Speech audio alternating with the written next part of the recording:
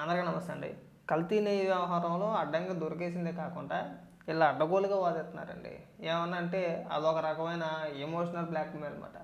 దేవుడు మిమ్మల్ని క్షమించడండి, మీరు నాశనం అయిపోతారండి, మీరు పతనం అయిపోతారండి, మీరు ఎన్ని అక్రమాలన్నా చేయొచ్చు, ఎంతన్నా దోచేసుకోవచ్చు, తిరిగి మమ్మల్ని ఎవరో క్వశ్చన్ చేయకూడదు, క్వశ్చన్ చేస్తే పైగా ఇక్కడ మతపరమైన రాజకీయాలు చేయొద్దండి అని చెప్పేసి అని వీళ్ళ నీతులు చెప్తున్నారండి. ఇప్పుడు వైవి సుబ్బారెడ్డి అలాగే బొమ్మన కరుణాకర్ రెడ్డి వీళ్ళిద్దరిని తీసుకెళ్ళి టీటీడీ చైర్మన్గా నియమించినప్పుడు తెలీదా? అన్ని మతస్థులను తీసుకెళ్ళి టీటీడీ చైర్మన్ చేసినప్పుడు ఒక్కడ మాట్లాడాలా? దేవుడితో రాజకీయం చేస్తున్నారండి, అన్ని మతస్థులను తీసుకెళ్ళి టీటీడీ చైర్మన్గా చేస్తున్నారండి. ఇది పద్ధతి కాదు, నాశనం అయిపోతారని ఆ రోజు గుర్తుకు రాలా. ఈరోజు దొరికేసిన తర్వాత అడగోలు వాదల్లో ఒకసారి ఏమని మాట్లాడుతున్నాడు వినిపిస్తుంది. దేవుడితో రాజకీయాలు చేస్తా ఉన్నాడు చంద్రబాబు నాయుడు గారు. తస్మాత్ జాగ్రత్త. ఖచ్చితంగా దీనికి తగినటువంటి ప్రాయశ్చిత్తం అనుభవించాల్సి తప్పదు చంద్రబాబు నాయుడు గారు. మీరు మీ ప్రభుత్వం ఎవరైతే ఇప్పుడు తిరుమల లడ్డులో జంతువుల కొవ్వు కలిసింది అని చెప్పి ఇష్టానురీతిగా మాట్లాడి జంతువుల కొవ్వుతో తిరుమలకు ప్రసాదం చేశారని చెప్పినటువంటి మీరు అలానే 1,00,000 లడ్డులను అయోధ్యకు పంపించారు జంతువుల కొవ్వుతో, యానిమల్ ఫ్యాట్, పంది కొవ్వు, ఈ విధంగా మాట్లాడినటువంటి ప్రతి ఒక్కళ్ళు అనుభవించక తప్పదు. మళ్ళీ మళ్ళీ చెప్తా ఉన్నాం.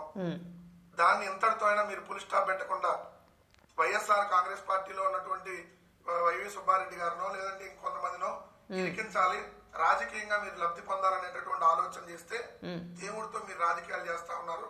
ఇది మంచి పద్ధతి కాదు. ఇప్పటికైనా పద్ధతి మార్చుకుంటే మీ తెలుగుదేశం పార్టీకి మీకు మంచిది. లేదంటే ఖచ్చితంగా వెంకటేశ్వర స్వామి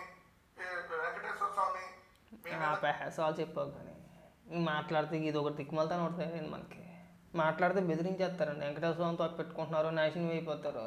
పెట్టుకున్నది మీరు, నాశనం చేసేసింది మీరు, అపవిత్రం చేసేసారు. అక్కడ కూడా దోచేయాలనే ప్లాన్తో కల్తీ నెయ్యి మీ హయాంలో కదా తరలించింది, తీసుకొచ్చింది. పైగా ఎక్కడికో ఉపన్యాసాలు చెప్తారేంటండి.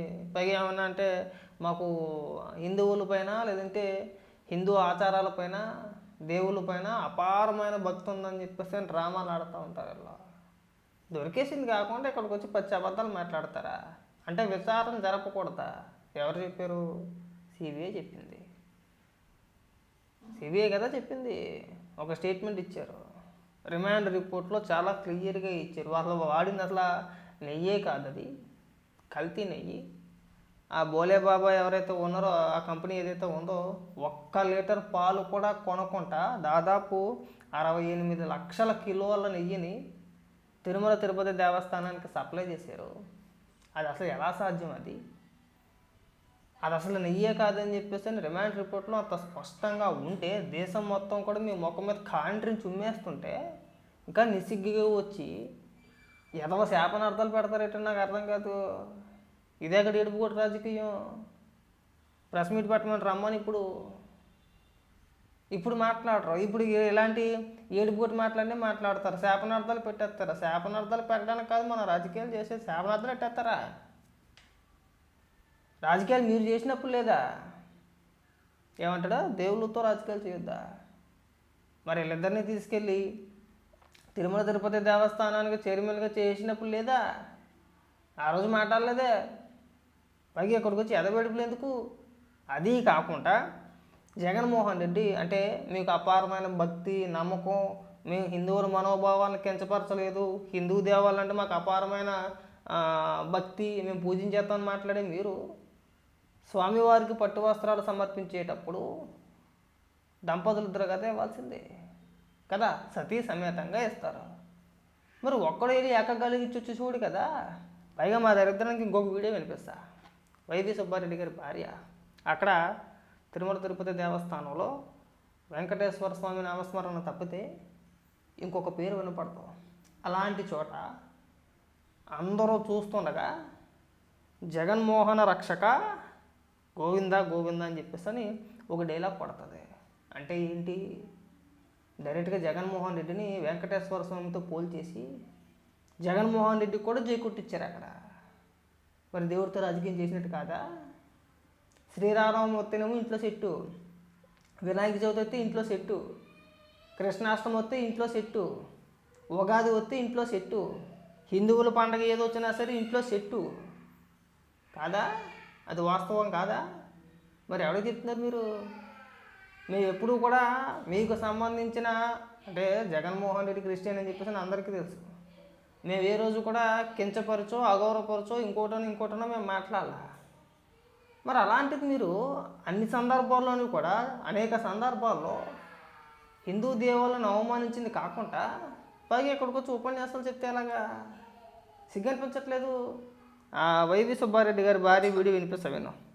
నువ్వు తర్వాత మాట్లాడేది నీళ్ళు చూపించి మాట్లాడుతుంది. ఇది ఒకటి ఈ యొక్క ఈడుపు కూడా తప్పితే ఇంకేం లేదు మీ దగ్గర. ఏడ వచ్చింది ఏంట్రా అంటే ఏడుస్తారు వీళ్ళు. ఒక నిమిషం ఆగు. మీరు పెద్ద పెద్ద ఉపన్యాసాలు చెప్పారు కదా, ఇదిగో వైవి సుబ్బారెడ్డి గారి భార్య అక్కడ ఏమైనా మాట్లాడింది? జగన్మోహన్ రక్షకాట వినిపిస్తామేనండి.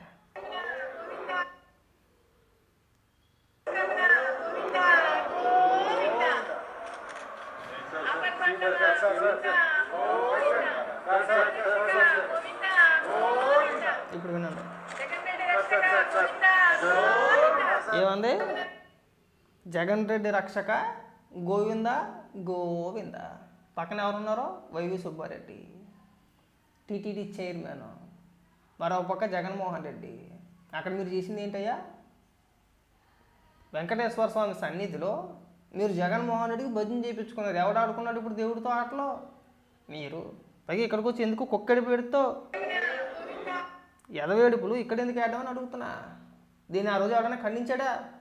మీరు ఎలా మాట్లాడకూడదని చెప్పి ఖండించారా? ఖండించకపోగా మీరు చేసిన ప్రచారం ఏంటంటే జగన్మోహన్ రెడ్డి దేవుడు, అసలు సమస్య లేదు. అసలు జగన్మోహన్ రెడ్డి దేవుళ్ళు అంటాడు. ఒకనొక దశలో అయితే మా నమ్మకం నువ్వే అని చెప్పేస్తేనే ఒక స్టిక్కర్ ఒకటి వేయించి డైరెక్ట్గా మా దేవుడు మొదలు అంటించేశారు. ఆ రోజా అయితే ప్రత్యేకించి హిందువుల ఇళ్ళకి వెళ్ళి మా దేవుడు మూల మా పూజ గదిలో జగన్మోహన్ రెడ్డి ఫోటో మా దేవుళ్ళ పక్కన పెట్టింది. అదే మాదిరిగా ఏ క్రిస్టియన్ అని ఇంటికన్నా అంటే ఇక్కడ మతాల ప్రస్తావన తీసుకొచ్చని చెప్పేసి నేను అనుకోమాకండి. అంటే వీళ్ళు మాట్లాడుతున్నారు కాబట్టి ఆ సందర్భంలో చెప్పాల్సి వస్తుంది. ఏ రోజైనా సరే, రోజా కావచ్చు, ఇతర నాయకులు కావచ్చు, ఎవరైనా సరే, ఏ రోజైనా సరే వాళ్ళ సాంప్రదాయాల ప్రకారం యేసుక్రీస్తు పక్కన ఒక క్రిస్టియన్ ఇంట్లో జగన్మోహన్ రెడ్డి ఫోటో పెట్టగలరా? ఎందుకు పెట్టరు? మీరు కావాలంటే చూడండి, జగన్మోహన్ రెడ్డికి భజన ఎక్కడ చేసేవారు? హిందూ దేవాలయాల్లో పలకీలు మోస్తూ రోడ్డు మీద పాలాభిషేకాలు చేస్తూ. ఎందుకు? ఏం చేశాడని చెప్పేసి అని. ఆ రోజు మేమే అనలేదు, తెలియదు ఏదో శాపనార్థాలు ఏం పెట్టలేదు. అన్నింటికి భగవంతుడు ఉన్నాడు బాబు, భగవంతుడు చూసుకుంటాడు. మనం ఏ మాటలేం మాట్లాడకూడదు. దేవుడితో రాజకీయం చేస్తున్నాడు, దేవుడితో పోల్చుకుంటున్నాడు, నేనే దేవుడిని అనుకుంటున్నాడు. భగవంతుడు అన్నీ చూస్తాలని చెప్పేసి అని అనుకున్నాం. ఆ రోజు మేమేం మీలాగా ఏం వెళ్ళలేదు. ఇది ఎక్కడ కుక్కడిపోయింది నాకు అర్థం కాదు. దొరికేసింది కాకుండా ఏదో శాపనార్థాలా? అంటే మా మాట ఎవరైతే మాట్లాడుతున్నారో అంటే మీరు తినేయచ్చా? మీరు 100 కోట్ల రూపాయలు తిరుమల తిరుపతి దేవస్థానం పేరు చెప్పుకొని వెంకటేశ్వర స్వామిని అడ్డం పెట్టుకొని అంటే ఆయన పేరు చెప్పుకొని భక్తుల మనోభావాలను దెబ్బతీస్తూ మీరు దోచేయచ్చా? దాన్ని ఎవడైనా ప్రశ్నిస్తే మళ్ళీ ప్రశ్నించుటో నాశనం అయిపోతాడా? దీనికి ఒకేడు పంటారు దీన్ని. పోనీ నిజంగా మీకు అంత దీనిపైన విచారణ అంటే దీనిపైన మాట్లాడాలి అనుకుంటే జగన్మోహన్ రెడ్డిని ప్రెస్ మీట్ పెట్టమను, వైవి సుబ్బారెడ్డిని ప్రెస్ మీట్ పెట్టమను. ఎవరు మాట్లాడాలి? వైవి సుబ్బారెడ్డి కానీ భూమన కరుణాకర్ రెడ్డి కానీ మాట్లాడాలి. లేదంటే అప్పటి ఈవో ధర్మారెడ్డి కానీ మాట్లాడాలి. సరే, నిన్న ధర్మారెడ్డి విచారణ సందర్భంగా అనేక వార్తలు సాక్షిలో ఒకలాగా వచ్చింది, ఆంధ్రజ్యోతిలో ఒకలాగా వచ్చింది. నేను దాని గురించి ప్రస్తావించదలుచుకోలేదు. మరి వీళ్ళు ఎందుకు మాట్లాడట్లా? వైవి సుబ్బారెడ్డి ఎందుకు మాట్లాడట్లా? ఇప్పుడు మొన్నదాకా భూమన కరుణాకర్ గింజుకుని ఓడి కదా. మరి నిన్న సిబిఐ రిమాండ్ రిపోర్ట్లో ఒక సంచలనమైన విషయాన్ని బయటపెట్టిన తర్వాత ఎందుకు మాట్లాడట్లేదు? అసలు మీరెందుకు మాట్లాడుతున్నారండి? టీటీడీ మాజీ చైర్మన్ ఎందుకు మాట్లాడట్లేదు? వాళ్ళ కదా సమాధానం చెప్పాల్సింది దీనికి. తాడు బంగరో లేకుండా నువ్వు ఒకడవే, లేదంటే సాక్షిలో కూర్చోనో, లేదంటే ఈశ్వర్ వీళ్ళు ఎందుకు మాట్లాడడం? మేము వచ్చిన వార్తల ప్రకారం ఇది జరిగింది, ఇలా జరిగింది అని చెప్పేసి మేము చెప్తున్నాం. అసలు ఏం జరిగింది అనేది మాజీ చైర్మన్ అయినటువంటి వైవి సుబ్బారెడ్డో భువన కరుణాకర్ రెడ్డో చెప్పాలి. కానీ ఇక్కడికి వచ్చి మీరు శాపనార్థాలు పెట్టేస్తే ఎలాగా? పైకి ఇది ఒక రకమైన కుక్కెడిపా, ఇది ఒక దిక్కుమాలతనం అయిపోయింది. ఏమన్నా అంటే ఏడో ఒకటి వచ్చింది. ఏంట్రా అంటే మమ్మల్ని ఇలా అన్నారు, మా పైన ఆరోపణలు చేస్తున్నారు. ఆరోపణలు కాదు, నిజం అది. మీరు వెంకటేశ్వర స్వామి దగ్గర కూడా అంటే ఆయన సన్నిధిలో కూడా మీరు అవినీతి చేయాలి, ఏదో రకంగా దోచేయాలి అని చెప్పేసి ప్లాన్ చేశారు. దాని ఆధారంగా వచ్చిన ఆధారాలు ఇవన్నీ కూడా. గతంలో మీరు సుప్రీంకోర్టుకే దీనికి వెళ్ళినట్టున్నారు కదా, సుప్రీంకోర్టుకి వెళ్ళారు. సుప్రీంకోర్టుకి వెళ్ళినప్పుడే కదా సిబిఐ సిట్ విచారణ, అంతే కదా. రాష్ట్ర ప్రభుత్వం సిబిఐ ఒక సిట్ ఏర్పాటు చేయండి. సిబిఐ అధికారులు ఉంటారో రాష్ట్ర అధికారులు ఉంటారో కలిపి ఒక సిట్ ఏర్పాటు చేసిన తర్వాత ఆ విచారణలో భాగంగా ఇప్పుడు ఏదైతే వార్తలు వచ్చినాయో ఖచ్చితంగా ఇది కల్తీ అని చెప్పేసి ఒక స్టేట్మెంట్ వచ్చింది బయటికి. అది తప్పేనా?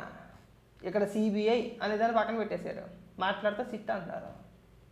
సిబిఐ ఆధ్వర్యంలో జరిగిన విచారణ, ఆ విచారణలో తేలింది ఇది ప్రసాదంలో కల్తీ నెయ్యి వాడారు. స్పష్టంగా ఆ రిమాండ్ రిపోర్ట్లో చాలా క్లియర్గా ఉంది. దేవుడి పైన రాజకీయాలు చేసింది మీరు, దోచేసింది మీరు. ఇవాళ వచ్చి ఎదవ సెంటిమెంట్ మాటలు మాట్లాడి ఎదవ శాపనార్థాలు పెట్టి కుక్కడి పేడతారు. అది గుర్తుపెట్టుకో బాగా.